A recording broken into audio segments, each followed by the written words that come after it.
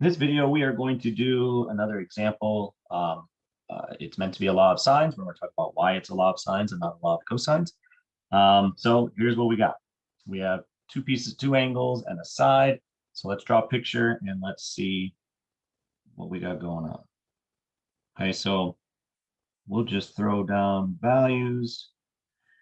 And we know that angle A is 35 degrees, angle B is 40 degrees, and side A is 7. So we're missing side B, we're missing side C, and we're missing angle C.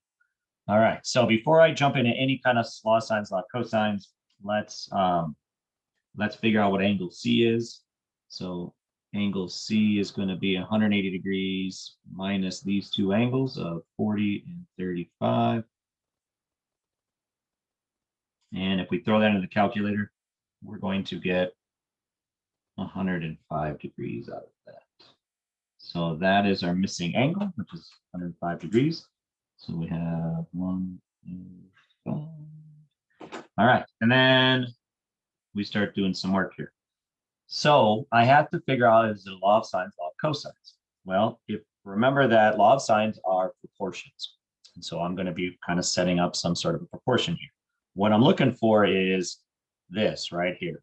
Do I have an angle and a side across from it? If I do, then I'm going to be using law of sines. If I can't come up with that, then it's a law of cosines. So this is a law of sines. So we'll set it up as sine of 35 over 7. So sine of the angle divided by the side across from it. Let's say we do B.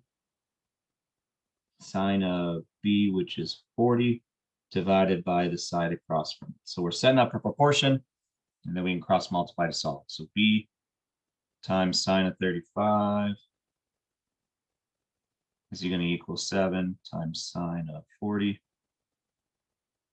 And then we want to get the B by itself, so we will divide sine of 35 over.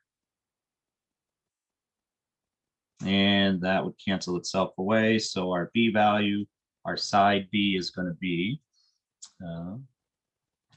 7 times sine of 40, close parenthesis, divided by sine of 35. And that gets us 7.8. All right, so that's one of the missing sides. I like to throw that onto the picture.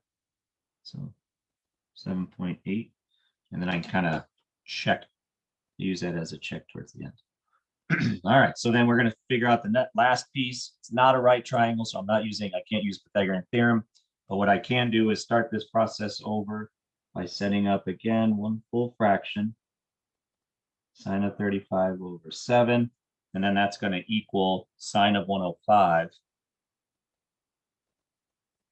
105 over little c. And then we cross multiply. So c times sine of 35 equals 7 times sine of 105.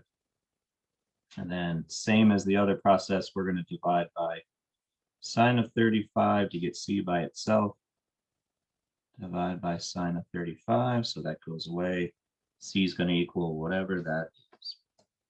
So 7 times sine of 105, close parenthesis, divided by sine of 35. That gets us 11.8. All right, so those are our three pieces of information that we are missing from this triangle. Let me throw the value onto the picture. And then what tells me that I'm probably pretty good is the fact that my largest angle and largest side are across from each other.